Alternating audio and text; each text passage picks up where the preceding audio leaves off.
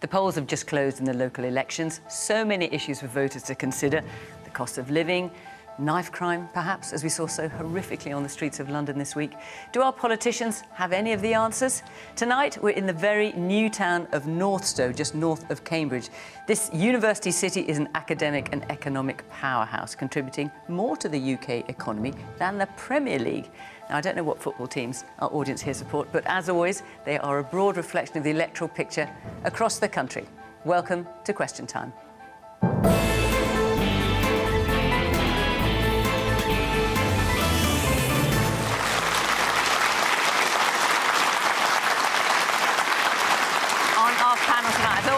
A wide range of views from the government, Bim Afellami, a minister in the Treasury, and he's been in the job for just under 6 months. He was a lawyer and a banking executive before becoming the MP for Hitchin and Harpenden in 2017. Labour's Peter Kyle is Shadow Science and Technology Secretary and MP for Hove since 2015.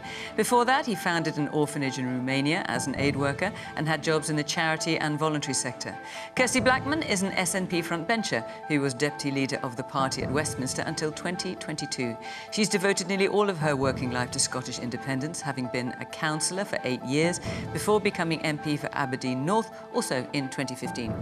Professor Joseph Stiglitz is an economist at New York's Columbia University and has a long list of achievements. He was an advisor to President Bill Clinton and chief economist of the World Bank before he won the Nobel Prize for Economics in 2001. Since then, he's advised both the SNP and then Labour under Jeremy Corbyn. His latest book is The Road to Freedom, Economics and the Good Society. And Anita Boateng is a communications consultant and former Conservative special advisor. She worked in the Departments of Justice and Work and Pensions, among others, and was a councillor in the London Borough of Redbridge till 2022.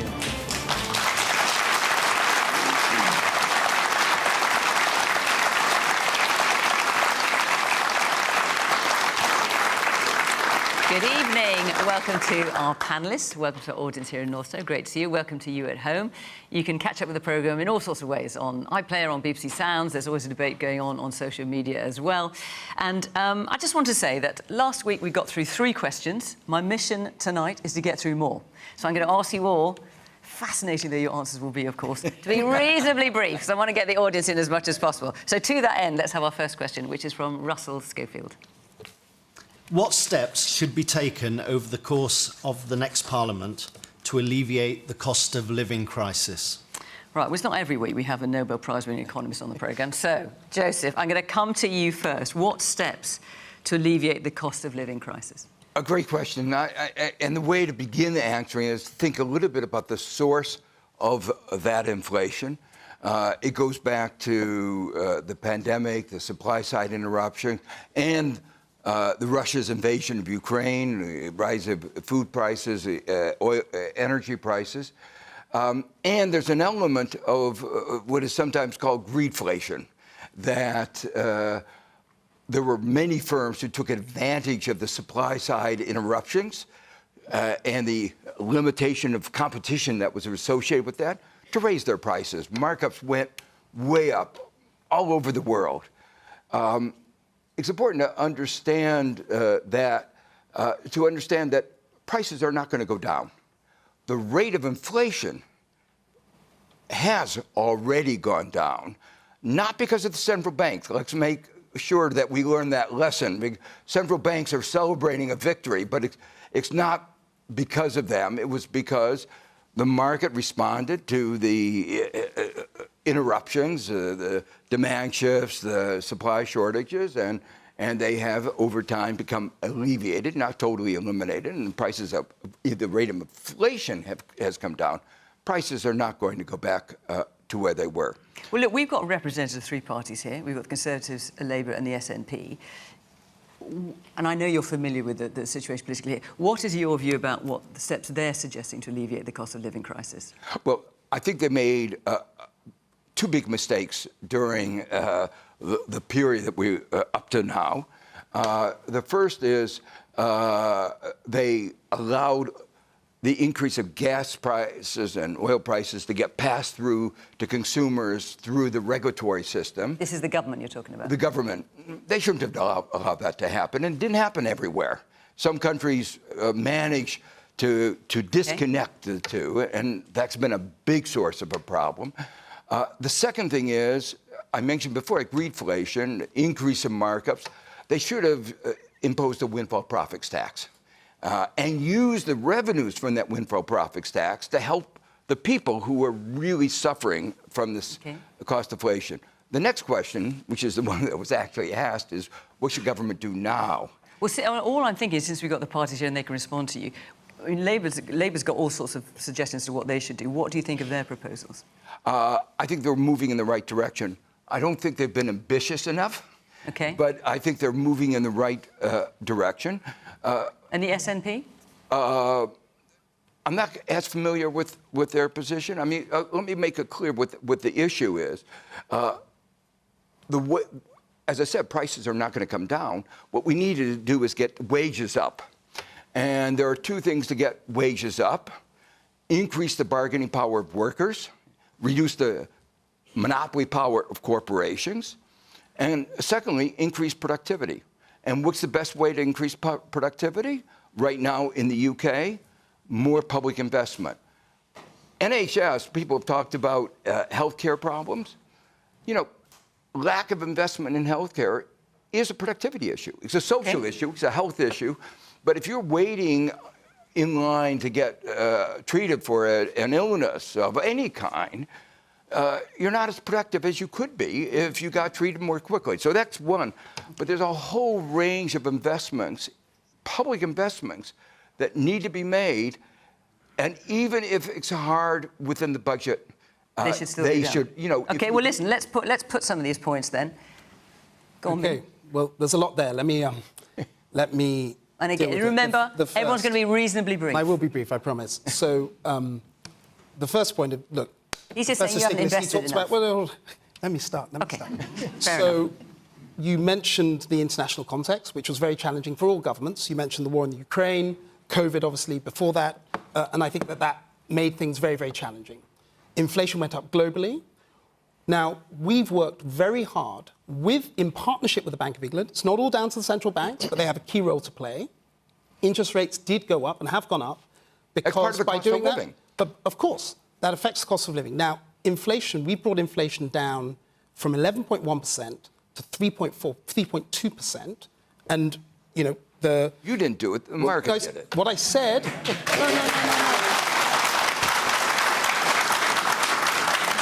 What I started by saying was we're working in partnership with the Bank of England. It's not entirely any one actor. Let me move forward. One of the things. How many homeowners are there here? Look, one of the things that makes it harder for inflation to stay down over time is if you increase your debt burden, and we have a plan to make sure that debt will be falling by the end of the 5-year forecast period. It's going to be rising up until that point. I said by the end of the forecast period, it's coming down. And then also, if you're talking about the cost of living on ordinary people, making sure that ordinary people can take home more of their own money is critically important. That's why we're cutting national insurance. We cut it by a third, which is a double taxation on work. We've cut that by a third in the last two fiscal events, the budget and the autumn statement. Why does that matter? It's not just more money in ordinary people's pockets. That's about £900 off for an average worker. But critically, it increases the labour supply, because what we're actually doing is that means you get more hours, more people into work. That helps grow the economy over the long term. As you know, the tax burden is the highest it's been for 70 years, but I'm sure you're obviously familiar with that. Peter. OK, thank you. So what about Joseph's points? I mean, let's take advantage of the fact that Joseph is here. And what you're saying is you're not being ambitious enough in Labour. I'm going to try and answer Russell's point and Professor Stiglitz's in one go. In direct answer to the question, just one example of how we're going to lower the cost of living for individuals is to set up a nationally owned company called GB Energy that will power the green revolution. We will make sure we have green energy on tap using British technology. That will drive down the cost of electricity and the charge to individuals in individual households. That's one measure that will drive down prices for people. Now, but just come to Joseph's point, is saying you're not being ambitious enough with investment. Obviously, Labour has reined back considerably on how much it was going to invest. Let me now just point to the fact that you cannot have an individual policy on top of not getting the fundamentals right, because the government is not getting the fundamentals of running an economy right. So, you mentioned ambition. Professor Stiglitz mentioned a whole range of other areas. With Labour, on day one, in the first 100 days, we will legislate for a new deal for working people to give the stability for people in the workplace and balance the rights between workers and employers. You know, we will set the target of 1.5 million new homes being built to stimulate growth into the economy. You know, we will make sure that we reform planning legislation so we can get labs being built, so we can get data centres being built, so that we can get all of the investment into the infrastructure of the future being done. We're going to reform the regulatory system. We're going to create a fast track through regulation so that innovation that comes out of places like Cambridge goes straight into the economy to create wealth and jobs as soon as possible. These are the sorts of things that are going to get the fundamentals of running the economy right, to get growth into the economy. We're going to make sure that is invested into our public services, because you cannot have a functioning economy where people are having money in their pocket if 8 million Britons are waiting for treatment on the NHS. All of these things are interconnected. We will get the balance of that right, the fundamentals, and then have those specific policies to make sure we tackle the cost of living crisis. Woman here in the green dress. So I feel the government has invested millions during the last few years in things like the PPE scandals. So in a cost of living crisis, how can the government rationalise their failures in wasting public money, and what impact does that have to us as in the general public? OK, let me just go around a few more people first, if I may. The woman here in the front in the orange cardie. Yeah. I feel very frustrated at the panel not mentioning the B word, because there's no doubt that Brexit has had a profound effect on the economy. And I read something yesterday about an extra layer of paperwork at ports. You think the new checks have been introduced for goods coming from the EU into the UK? Which is going to push prices up. That's if, indeed, sellers in Europe want to even jump over those hurdles to get products into our country. So, you know, I'm interested to know why you didn't mention Brexit. OK, well, I'm going to come back to it at the end. Let me just get around a few more people. Yes, there's a man right at the back in the middle. Yeah. Oh, hello, thank you. I think we're missing a trick here. I think what we need to do is work more hours as a country. So, for instance, before the pandemic and now, the population's gone up about 1.5%, but the number of hours working per week has stayed pretty much the same. So we need to work more hours. And I'm actually putting the blame on people retiring early. And I think that's a trick we can cash in on. I think we hand tax incentives over to people to encourage them to boost their pension schemes, and therefore they want to retire early to claim it. Let's stop that. Let's reduce the tax incentives for pension schemes. Let's encourage people with PR and tax measures to carry on working. And would you like to raise the pension age? Absolutely. To? Keep going. I'm 67. I really don't want to retire. Right. I want it at least 70, 75. Yeah. 70, 75, yeah, OK. Yeah. That's free labour. It's free labour.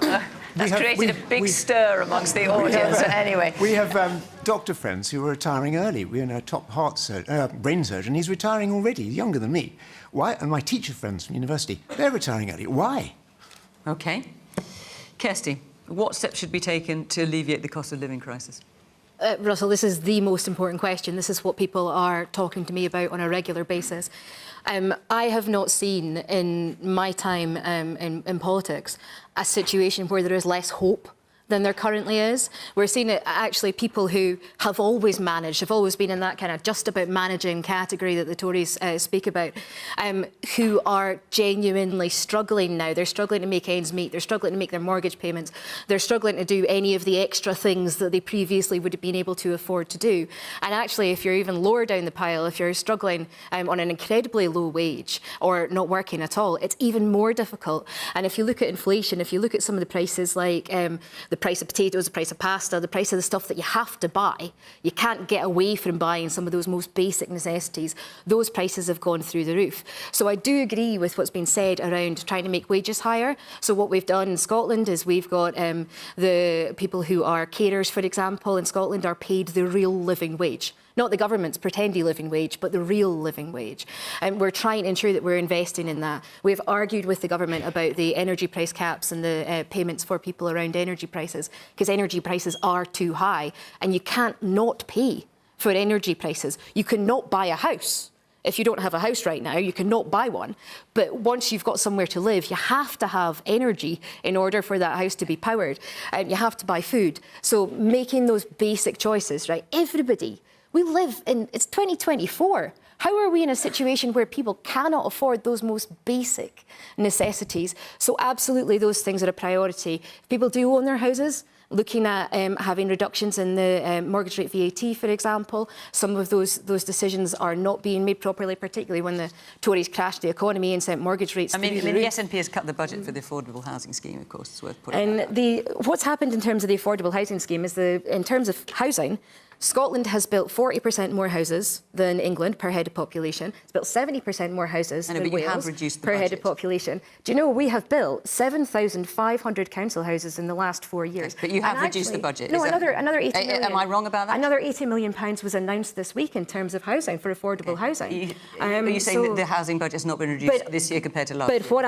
But what is absolutely the case is that the Scottish Government doesn't have the borrowing powers that the UK Parliament has. All right. We've got to work within the capital budgets that are given to us by the UK Government, and the UK Government has slashed our capital budget, so we cannot do as much public sector capital spend as we'd like. I promise I'm not trying to cut you off. I'm going to try and be really disciplined about not having answers that are too long, so forgive me, Kirsty. Anita. I think that was a yes from Kirsty, but I couldn't quite tell. To answer the question, Russell, and I think it's great that you raised this question. I think it's a really important one. And inflation and the pain that inflation brings and how asymmetric inflation can be, because people on the very lowest incomes dealing with things like food inflation, it can be absolutely brutal. I feel a little more optimistic than the rest of the panel about the fact that inflation seems to be moving in the right direction. And we could see, for instance, interest rate cuts like towards the end of the year that will make a material difference to people's lives. The actual answers around this are that we obviously have to keep inflation under control, but we have to go for growth. And the reality of encouraging business investment in particular, we're seeing quite a lot of business investment in Cambridge, for instance, is that is the way to drive productivity and really get our economy moving. Now, the government's done some really interesting things around capital expensing, which basically encourages businesses and corporations to spend a lot more money in investing in its people. And that's going to take a while to see through, and it's got to stay consistent. But I think the answers here lie in growth. And because ultimately, and Joseph alluded to this, the reality is that we live in a global system where global supply shocks, like a war or like energy prices, supply chain shocks, something like an unprecedented pandemic may happen. What we've got to do is have the gears in our economy that mean people are paid enough to weather that storm. Joseph, can I come back to you and just ask, what you think of what you've heard? And also there are a couple of points made there. You mentioned Brexit and the effect on the economy, and you were talking about government wasting money on things like PPE, which hasn't been used, that kind of thing. So what do you think of what you've heard? So the most important aspect of this is, yes, we need more investment. And part of the issue here and the differences is what kind of investment. One part of the investment, I think everybody should agree on, is investment in the public health system. NHS is really a jewel that UK has. I wish we had.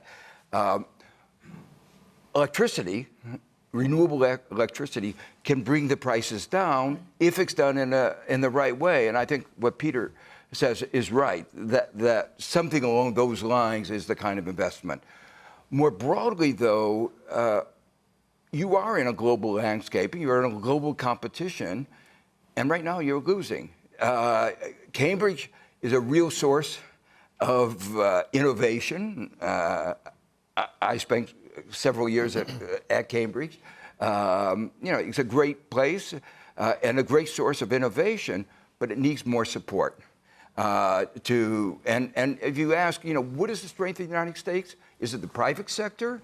No, the real strength of and I mean, it's partly the private sector, but what has created the big tech giants that are so good at tax avoidance is that our technology, our great universities, none of which are for-profit, they're all private, our endowments or foundations or state universities like University of California, Berkeley, they've created in Silicon Valley and elsewhere a kind of bubble that we've been able to channel.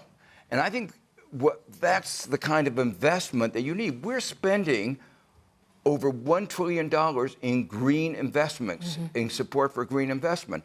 That's a lot of money, even for the United States. Even for the United States. You're being left behind. And that's why the kind of innovation policies that Peter represents, but they're not ambitious enough, are the way to go. Okay. Right, I'm going to take another question, but before I do, I just want to tell you where we are going to be next week. We are in Stoke, and the week after that, we're in Scotland. We're in Aberdeen, actually, Kirsty. Which should be interesting. Yes. It's where my dad was born, Aberdeen. Anyway, there we go.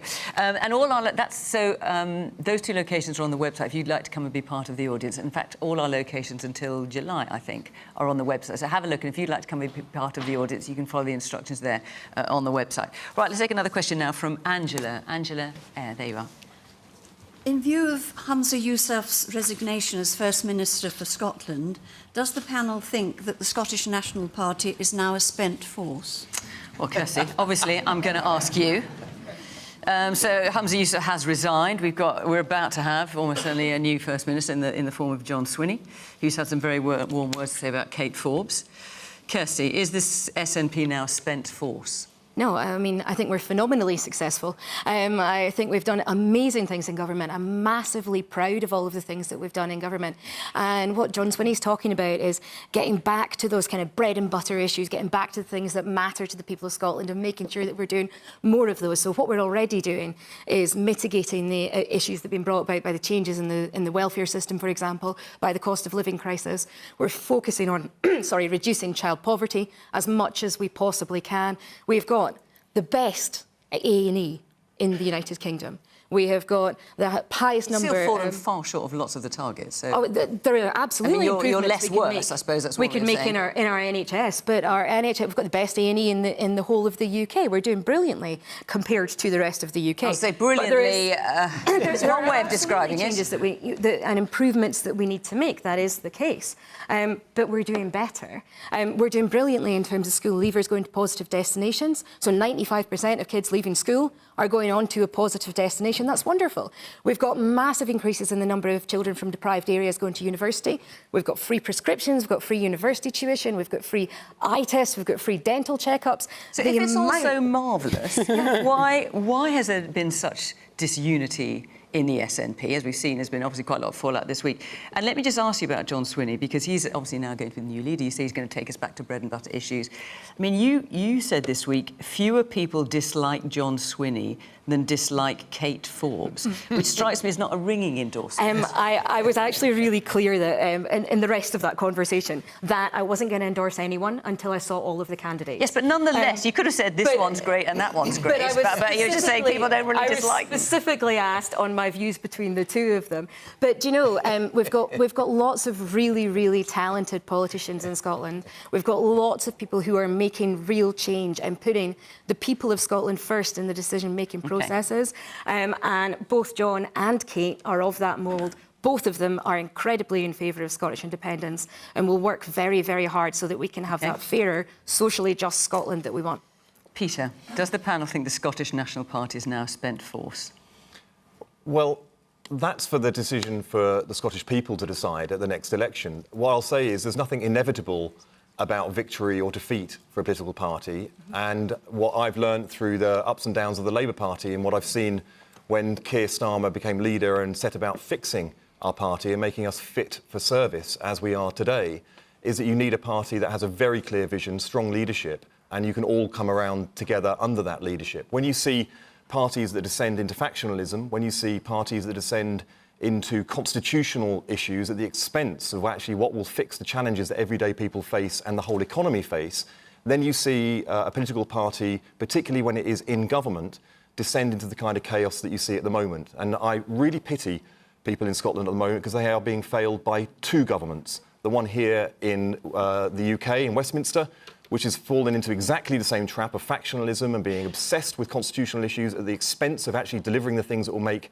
people's lives better, and in Scotland, where the SNP is doing exactly the same. From where I sit, there are so many similarities between the way the Tory party is acting and the way that the SNP is acting that I know they see themselves as being an anti-Tory party, but why do they seem to mimic every single mistake that the Tory party faces. All right. Let's hear. Okay. Three leaders since the last set of elections, what the SNP said about the churn in the top of the Tory party, they do not accept is a fault of their own. If you can't accept faults in your own party when you're making the same mistakes as others, there is something fundamentally wrong about them. Labour are keeping Tory's fiscal policy. Let me come to the audience. Yes. I'd just like to say, I think over the past 6 months, the SNP have really actually shown up the rest of the UK political parties when it comes to the current genocide in Gaza. They are the only party, and the Green Party actually, but really that have done more than anyone else to show a willing commitment to the upholding of international law and holding human rights violations to account, and the suspension of arms sales to Israel, which is a critical issue. This is a genocide. Why aren't the other political parties bothered about it? Stop brushing it under the carpet. And actually, I would have voted for Hamza Yusuf, despite being an English person, if I could have done. But obviously, he's resigned now anyway. But they've shown the rest of the parties up. OK. Man there in the pink shirt. Would the panel not agree that instead of forcing another unelected First Minister onto the people of Scotland, it would be better to allow the people to decide who would lead them, rather than having it be a party political issue? OK. So, Joseph, let me come to you. Does the panel think the Scottish National Party is now spent force? In terms of what you're referring to, John Swinney is basically standing unopposed as First Leader. So, yeah, it's basically effectively going to be a coronation, really. And clearly you advised the Scottish, the SNP... Some years ago. Some years ago, but was it 2012, I think it might have been. So is the SNP now spent force? No. Looking at it from the outside, and let me say I'm very much of an outsider on this, and I want to pick up a couple of themes that have been talked about. All parties have to have compromise, and that it is dangerous to try to solve those compromises in the wrong way. Cameron faced a problem of a split in the Conservative Party, and to address your question, he addressed that by having a Brexit vote. And he didn't think it was going to turn out the way it did, but it is an important part of the reality today, contributing, you were absolutely right, it contributed to the rise in the cost of living. So, yeah, and not only the cost of living, it's going to slow down your productivity growth. So it was a big mistake of the Conservative Party to try to solve their internal problem by this Brexit election. The broader issue that was raised by one of the questioners about how you choose your leaders is one that's obviously others looking at the UK find it so strange that you have these votes within the party and a few people vote and, relatively few, and they wind up the party leaders. So I think it is, I don't want to say it's a constitutional question, but it is a question for the way the UK democracy works, for them to re-examine, for you to re-examine how your leaders are chosen. Anita, Andrew's question is, does the panel think the SNP is now spent force? Yeah. I want to pick up on this. I kind of wish, Kirsty, that you'd given that spiel in Aberdeen, because I'd like to see the reaction of Scottish people, given the number of ways in which, for instance, schools internationally, this SNP, Scotland has plummeted down the PISA tables for maths, for all these critical education issues. You've got the issues of drug deaths per head in Europe, which are extraordinarily high. There are some serious challenges in Scotland. And actually, Hamza Yusuf was dealing with the repercussions of that unpopularity as a result of 17 years of SNP leadership, where there hasn't been enough focus on those issues, and instead you have a botched bottle scheme, hate crime bill, gender recognition, which felt like huge distractions. And Hamza Yusuf has, I cannot believe the levels of catastrophic failure that he has precipitated for the SNP. He shot himself in both feet and shot the SNP too. And I don't see how they fully recover from that. By ending the agreement with the Greens? Well, with the arrogance to fire the Greens and then presume that they were going to keep the SNP and Hamza in place. I think this is extraordinary. And Kirsty talks about the fact there's lots of talent in the SNP. So John Swinney was leader of the SNP 20 years ago. It was John Swinney, then it was Alex Salmond, then it was Nicola Sturgeon, then it was Humza for 1 year, and now it's back to Swinney again. It feels like we're going round and round in the same way, and I don't think the Scottish people are going to stand for it much longer. Bin.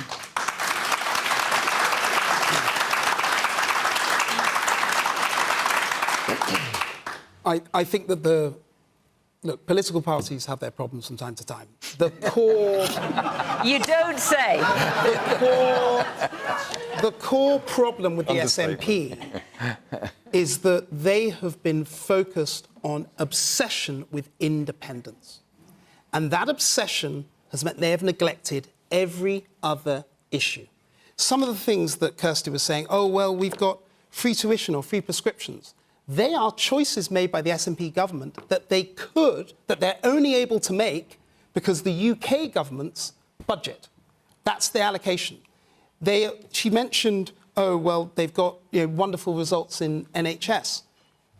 Drug deaths, as Anita was saying, are the highest in Europe. That is a massive public sector issue. We don't have control of drugs policy. Well, no, but the point is, public health is absolutely core. And the point I'm trying to make, the fundamental... Because it's reserved, it's at Westminster. You're able to raise taxes if you want to raise revenue. You're able to do that. In fact, you've done it. You've already done it. You could do it more if you wanted to raise more revenue. The point I'm trying to make is this. Fundamentally, if you're obsessed with a constitutional issue where you lost a referendum... Like Brexit. That you lost a referendum... You lost the referendum. Instead of then saying, right, we lost the referendum, let's focus on governing Scotland, they decided to continue obsessing about independence, and that is why you're in the problem you're in today. Kirsty, do you want to briefly answer that before I move on? I mean, we don't have control of all of the things that we'd like to have control of. We don't have control of the full benefit system. We don't have control of universal credit, for example. We don't have control of things like the personal allowance and tax. We don't have control of our own... We don't have control of the personal allowance and tax. But you could raise tax already if you wish to. Well, we've changed tax, actually. We've got a much more progressive tax system in Scotland. So the majority of...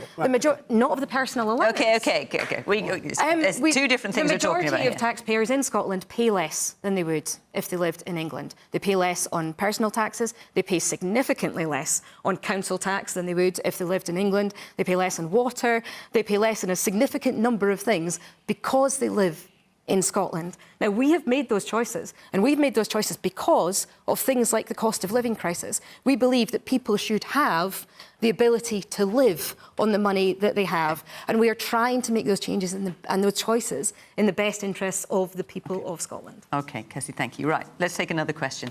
So I'm going to try and get 4 in this week. So, Jill Miller. Ah, there you are. This week, yet another child has lost his life to a stabbing attack. As a past youth worker and a mother of 3, I should like to ask what steps should be taken to stop these horrific crimes. Well, Jill, can I ask you, as a youth worker, a past youth worker, as you say, I mean, we've all been absolutely horrified by what has happened this week, and I don't think any of us on the panel need to reiterate that. Let's take that as a given. Do you have any answers to it? Well, I think that certainly since youth work has become a thing of the past, that nobody has got their finger on the pulse of young people anymore. I mean, we've particularly in a new area here where I know youth work is non-existent. Right. OK. Bim, what steps should be taken to stop these horrific crimes? So, as you say, we saw it only this week. Yeah, and look, I agree. It's appalling and horrific. 2 key things, I think. The first is we need to toughen up the laws on those involved with knife crime and carrying knives. What you mean? Just give them longer sentences? Hold on. Well, is that what you mean? Yes, increase longer sentences and increase enforcement. That's what we've been working to do. But also what we've got to do is we have to work with communities, work on grassroots level, support third sector organisations. That's what we've done. We've increased the support to do that. There's also a health element to it as well. Stabbing wounds in hospital, terrible a statistic that is significantly down about a quarter over the last few years. That's not down by enough. And I'm not saying now it's been we're where we need to be. We need to continue working much, much harder. But broadly, I take that balanced approach, which is tougher sentences, but also working with communities, making sure we identify these problems before they arise. So when you say working with communities, with the National Youth Agency, for example, which is the national body for youth work in England, says that youth services have been cut by 73% since the Conservatives came into government. And they think, their view, is that there's a link between reduced funding and an increase in knife crime. Well, those youth services that we refer to are ones that are across the board. When it's what I was talking about, specific... But that's a big reduction. Well, no, I accept that. But specifically working with charities that reduce knife crime in particular in urban centres where most of this crime tends to come, that's the increased support that we've been doing. But of course, we need to double down that support and work with those communities. But as I say, it's important we also do what we're doing in the new criminal justice bill, which is toughen up the sentences as well, because we do need both. Is it too easy, Peter, to get hold of knives? I mean, as I'm sure all journalists have been looking at this story this week, you've been, going online, seeing how easy it is to get a sword, a knife. Yeah, I mean, horrifying knives. Is it just too easy to get them? And is there anything government can actually do to make it harder? It is too easy. There are new forms of knives coming on to the market and being sold that we need to tackle. Now, it's frustrating for me to hear some of this stuff from BIM because the Labour Party has offered support for government for a couple of years now to rush legislation through that would tackle some of the knives that are making its way onto the market, but it's not come forward. And when it has come forward, it's come forward so late that some of these crimes are unfolding already. And what kind of legislation do you mean? Well, to outline some of the particular types of blades which are being used now, marketed, we need to outlaw them and stiffen the sentences for it. I mean, BIM said it. We're doing it right now. I know. We offered to do this 2 years ago. We had 2 years of wasted time before this making it onto the statute books. But to Jill's point completely, we want to use the money that we're going to get from tackling inefficiencies in the procurement system within law enforcement to extend youth work into those places where young people need support when they're first experiencing challenges in their life. So we want to put youth workers in A&E, for example. We'll hire an extra 13,000 police officers and PCHO officers so that community policing can be returned to the places where young people hang out, and they need to make sure that they have the access and that the police services can link with youth workers so that you can return that support network into the communities that need it. We will also do something else because we need to rethink the youth experience that people have in modern life. We want to create a new offence for the exploitation, child criminal exploitation. Increasingly, we see criminals who are using children as part of their criminal endeavour. We see it in county lines drug operations. We see it in people smuggling. We see it in all sorts of different criminal activity because it is easier for criminals to use children than it is to use guns because they get a lesser sentence for it. We will level that up. If you use children as part of your criminal endeavour, you will go to prison for 10 years. That's under Labour. We put it forward as an amendment. The Conservatives voted against it. These are the sorts of measures that will bring in stiff sentences, protect children for the modern era. And then don't get me started on social media because we want to tackle that as well. Can I just... a number of you got your hands up, and thank you. I'm going to try and come to you. Can I just ask, have we got any police officers in the audience? OK. Can I ask you... I'm sure you must have a view, but I don't know if you're happy to share it. What your view is on what more could be done to try and reduce knife crime? I think it's a society issue because no matter if you stiffen the sentences, these kids are still going to be scared, carry knives. I see it all the time. So I don't think it's a policing issue. It's definitely like a society issue. Right. OK. Thank you. You had your hand up there in your glasses. Yes. You had your hand up. Yeah, I agree with the police officer who just said. I think it's a larger problem that requires a holistic approach where all the parties come together to put investment in all of the different activities, as Peter mentioned and others mentioned, to bring together the power of government. If we think this is a serious enough problem, like the pandemic, we should attack it as such. OK. Woman there. Well, yes, you as well, and then I'll come to you further back. Yes. I don't think that knife crime is... you can't police it away. You can't stop and search it away. I think it's a public health problem. It might not be a disease, but it's certainly the symptom of a disease, the disease being deprivation and poverty, school exclusion, all of those things. I think we need to engage with our youth a lot more. And, of course, funding is an issue. But certainly, I don't think that stiffer sentences is the answer. OK. And the woman a little bit further back. I'm really interested to hear that your go-to answer is tougher sentences, make sure that they are aware of what the consequences would be. But my question to you as the panel is, have you ever tried to intervene at an early stage? Have you ever tried to contact somebody to say, there's going to be a problem here? We heard about the reduction in youth workers. These were people, as so well put, had their finger on the pulse and were able to identify these individuals, have support from the peer networks to feed back to the people that might be able to prevent and take more of a harm reduction, as we've alluded to in discussing it as a public health issue. Is that something you've got personal experience of? That you're very passionate by the way you're talking about it? I am a mother to 2 young children, and I grew up without social media pressures. And I'm petrified of how they're going to go into, secondary school, teenage years. I feel like I'm having to re-educate myself constantly to try and even keep up with all the new platforms and trends and judgments. And at the very least, when I know people have tried to make that call, our local police station has a phone outside it. You ring it, they won't help you because there's nobody there. Right, OK. So, yes, I appreciate that. Actually, I think we're very blessed in our country to have 999 in the NHS, but it shouldn't have to get to crisis point OK, it's about prevention as far as you're concerned. Anita, what steps can be stopped? I mean, there's no easy answer, clearly, but what steps can be taken to stop these horrific crimes? Yeah, and I just do want to add my voice to the panel that have talked about the horrific attack this week. That was in my community. And I was a councillor in Redbridge until very recently, and that's where my family's from. And it's a community that I'm very scared won't be the same again, because it was a very close-knit and trusted community, and I'm absolutely devastated for the family that are experiencing such grave loss this week.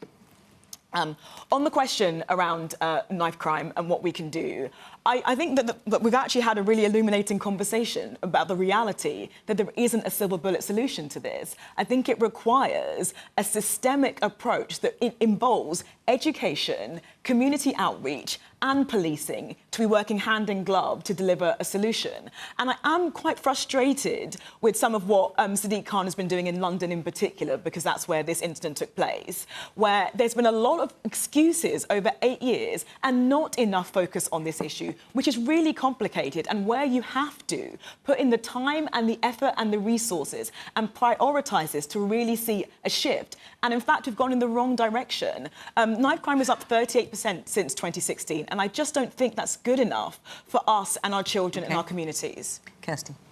In Glasgow, in Scotland, we did a huge amount of work on knife crime specifically, treated it as a public health emergency, treated it as a public health issue, and ensured that we put all those holistic supports in place. As the police officer said there, young people are feeling disenfranchised, they're feeling lost, they're feeling unheard, and they're feeling scared.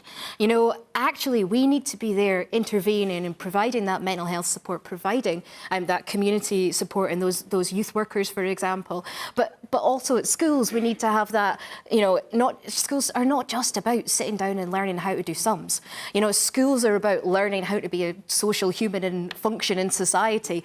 And actually, if we can provide all of those supports to young people so that they're reaching adulthood as rounded individuals that are able to be resilient and cope with their mental health, then that's a really positive thing. So we need to put all of that in place. There's an organisation in Aberdeen called Street Sport, and Street Sport pitches up and does football sessions, for example, at night. Some of these football sessions, there's 120, 150 kids go along to it. And loads of youth workers are there. They know all of the kids. If one of the kids comes in one week and they're looking a bit down, the youth workers will speak to them. They'll find out what's bothering that kid. They'll give them that support that they need. And they might just need somebody to chat to. They might just not have somebody to chat to at home. And providing that support and providing that empathy and understanding that people need can pause things before they get to the point of being so terrified that they feel that they need to carry a knife and then a horrific incident like the one this week occurs. Joseph. So, I find all of this discussion very interesting. Looking at it as an American, knife crimes are so small compared to our gun crimes. And, every day... From here, we watch it and can hardly believe it. I can't believe it either. And The Republican Party, it's part of their platform that everybody should have access to guns, AK-47s, so that you can shoot everybody in this room in an instant. I mean, to me, it's outrageous. But some of the discussion here has been, I think, very much to the point. It is a social issue. Early attention is really important. It's a public health issue. But there was one word that I thought that was particularly salient, particularly relevant, and these are public investments, and public investments in the youth of the country, and they're going to bring different. Don't just think about it stopping knives. Think about it as uplifting the children in a broader way, and the challenges that woman pointed out about social media are going to make it worse unless you both regulate the social media but provide some of those investments that all of you have been talking about. I think that's really important. Okay. Got time for another question. So, yeah, what are you going, yay, I can hear in the audience. Roger Valentine, where? Hi. Oh, there you are, yes. Regards new housing, should developers be forced to ensure provision of infrastructure such as schools, NHS services, leisure and much earlier than they appear to be at the moment? So, right.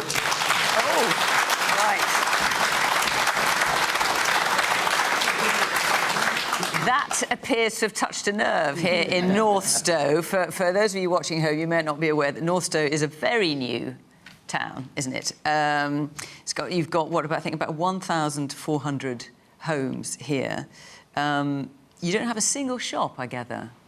I'm not quite sure why that is. So, Roger, your view presumably is that this is not enough provision. I think there's already. I mean, there's going to be 10,000 houses here. I think there's already over 2,500. Right, there's more than okay. 4,500 population already, and there's been no.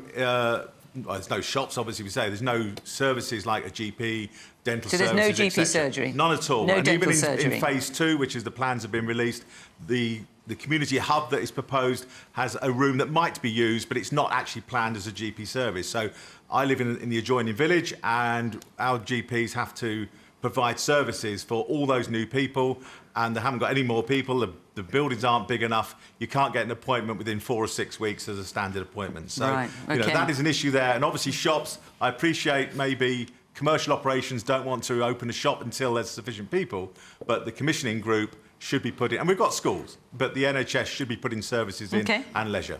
So, Peter, one of Labour's big policies, as you referred to already, is to reform the planning system, to, in some instances, override people's concerns if you feel that the planning needs to take place.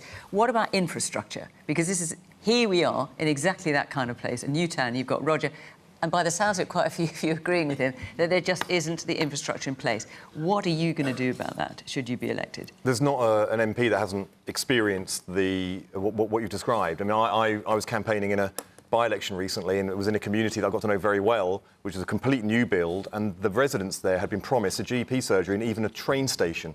They were promised in writing, and they were all showing me the letter that was promising it about when it went through planning. So how are you going to change that? Well, because I want to hear lots from the audience, so reasonably brief, if you Well, so as we said, we will have a priority because we need to have house building. But the problem is that people don't trust the promises developers make. And if you have a lack of trust in it, it's very hard to lead communities through the change that they even need to have themselves. But a GP surgery, NHS surgery shops, that's not down to the developers, that's down to either the council or the government. No. Surely that's something that the councils have to say, we'll accept this planning development on the basis that these things get built. Yeah, but Fiona, we're talking about developers who have part of the agreement for being allowed to develop a community as building the facilities for it. Then they go and build the housing, but they don't build the facilities for it. So they don't stick to the deal, right. So part of the deal that we'll put is, yes, we will put a lot of power in communities' hands. We will insist that those agreements made by developers are honoured. We need to rebuild the trust in the planning system in order to deliver on our ambition, because unless you can actually deliver what is promised for communities, it will be impossible to take the communities through the change and the development we need to see happening. So yes, we'll be ambitious, but we will hold developers' feet to the fire on it, because the Labour Party is not in hock to the developers, as is the current Tory party. Are you? No, we're not. Well, actually, I was about to say I agree. Peter, I was actually about to say I agree with some of what you said, which was that trust is so critical when it comes to the question of development. I see this in my own constituency, and of course, Peter made the point that all MPs have seen this to some degree. There are two key things I think need to be brought out here. The first is that local authorities do, as you said, Fiona, do have the powers, if they wish to exercise them, to insist that developers meet their promises.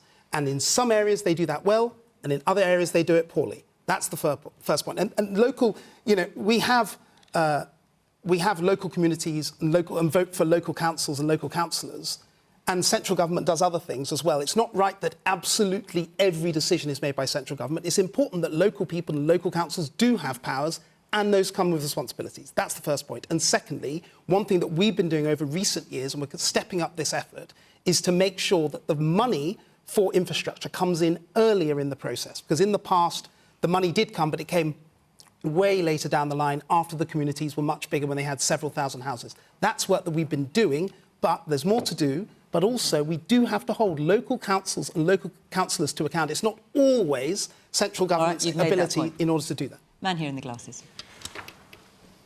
It's all great saying the money will come, but it doesn't come. I'm from another local town, Cambourne, which was broken ground in 1999, so it's 20 years down the road from where Northstowe is now, and all the same kind of problems. Where, yes, we've got some facilities now because it's 20 years further on, but they still haven't built the high street that they promised over 2 decades ago. And it's ridiculous. We're making the same mistakes now, 20 years on, and we've been through goodness knows how many different governments since then, both sides of the political spectrum. Everybody's saying all the right things, oh yes, we will change the way we do it. The only way to do this is not to necessarily hold people's feet to the fire on it. You make them do it right at the start. And you make them put those services in when they first break ground. Otherwise, it will never happen, because we've been told now in Cambourne, unless this high street, makes money, we're not going to build it. It's so much more than that. We've heard all about how it's essential to the local community and to the youth to have all of these facilities there. Yeah. I hear your point. Thank you. Yes. As a young person, I do find it really... I love the fact you've introduced yourself as a young person. I find it really frustrating. I live in a village near Northstowe, and there is nothing to do here. There is nothing. We go to Cambridge, which is better, but there's nothing to do in the high streets, and there's no facilities for young people. I haven't heard anything, like the politicians here haven't said anything to me about what they're going to do specifically for young people, to give us stuff to do, because going back to the last question, this is one of the problems, and this is why we have these really antisocial things happening. It's because we have nothing to do. OK. Anita, you're going to have to be reasonably because we're running out of time. Yeah, I think that's a really good point. And when you combine that with that's why you have more young people on social media for longer. So I think there's a really critical point here. Look, let's step back. Of course, there is so much frustration in this room, because the reality is infrastructure is almost as critical as housing. And we are not going to build public consent and support for housing, which we do need, unless we can provide proper reassurance the infrastructure that's supposed to come comes. And I think your point around how you do that early enough in the process, that it's a reality and not a thing that never ever comes, I think is critical. And actually, it does also spring to mind, I think there are some really important developments in Cambridge. I also think we should be looking at brownfield urban regeneration, because new towns, Peter will talk about it, are great and ambitious and pie in the sky, but we do need to be looking at using places in centres and city centres where there is infrastructure a bit better. So I totally hear you about this issue. Joseph. I think there's one lesson that comes out of this very clearly. You just can't leave it to the market. And the basic Tory position, leave it to the market, hasn't worked. And yeah, you need to have strong public investments. And I use that word, it's an investment in the future of our young people, of UK young people. We have the same problem. And the government has an important role, not only in providing the infrastructure in these cases, making it possible for the private sector, but in many cases, the private sector doesn't step in. And as important as industrial policy is for, at the national level, competitiveness, people live at the local level. And there have to be investments in the country at the local level to enrich the lives of the people in the country. Okay. Man at the further back in the... You got a T-shirt on, I think. Yeah. Yeah, I mean, as another, well, not quite as young person... You're just making us all feel really... Yeah, I put myself in that category. No, funny enough, I agree with the Nobel Prize-winning economist that the market just constantly fails to do these things because it's really easy to kind of solve this problem. And a lot of people have been on the panel have been saying that's a really good point that the question's put forward about addressing it. It's really simple. Just make it financially unviable for contractors to not do what they say. You can tax them. You can do whatever you want to them as long as they do what they say. And on the point of young people not having much to do, where I'm from, which is Harpenden, I also find that young people have stuff to do until they're 10, and then nothing after that. It's kind of a dead land for any sort of adolescence. Okay. So I was just wondering what Bim would say You about want that. more on that? Well, let me come to Kirsty just because she hasn't spoken yet. Kirsty. In terms of planning, I'm not entirely sure where the blockage is in the system. We've recently had a suburb built on the outskirts of Aberdeen. It's got a number of hundreds of houses rather than thousands. Once a certain number of the properties were built, they had to open the school, they had to open the shop before the rest of the properties were allowed to be built. Now, you just need a planning system that allows that to happen. So are you saying this problem doesn't... I mean, I genuinely don't know the answer. You're saying this problem just doesn't happen in Scotland? We absolutely don't get everything right, you know, but there are places where we've absolutely solved that problem and ensured that that phasing has happened, so those services have come in. And just on stuff for young people, I mean, people older than me, people my generation maybe say, oh yeah, youth clubs are really great, right? But the thing is, young people don't want to go to youth clubs. What we actually, just not cool. What we really, yeah, geez, want to sit in a smelly community centre, you know, when you could actually be hanging about with your pals somewhere nicer.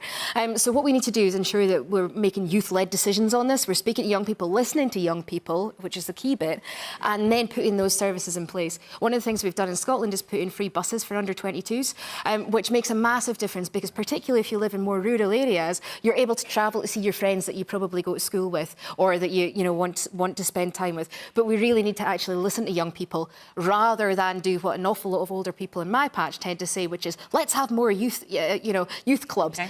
Young people don't want that. Let's do cool stuff for them instead. Woman there in the dark top. Yeah. Hi.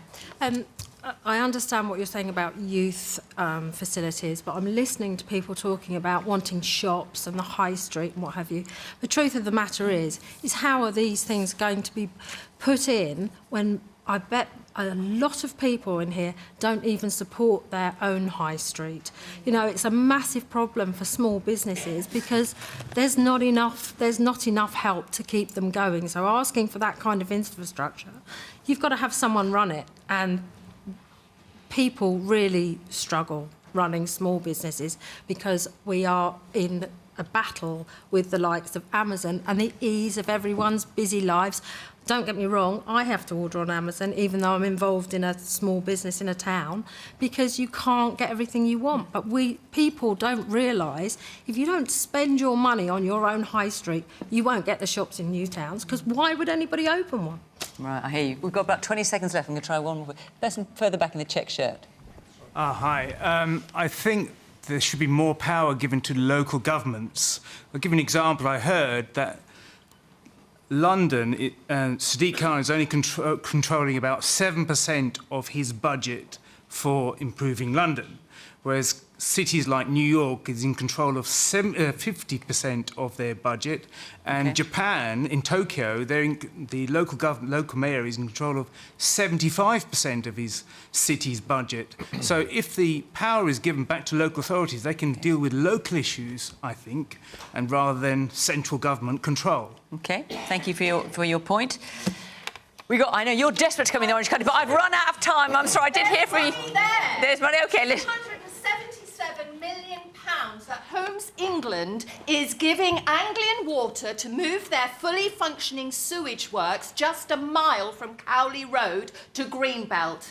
Right. Wow. Okay. I'm sorry I can't elaborate on that point any further because we're out of time. But you were desperate to make your point and you did. Okay. Our hour is up. Thank you very much to the panel. You're very pleased with yourself now. Thank you very much to the audience, and of course, thank you to you at home for watching. From Northstowe, where feelings are running high about planning development. Until next week, bye-bye.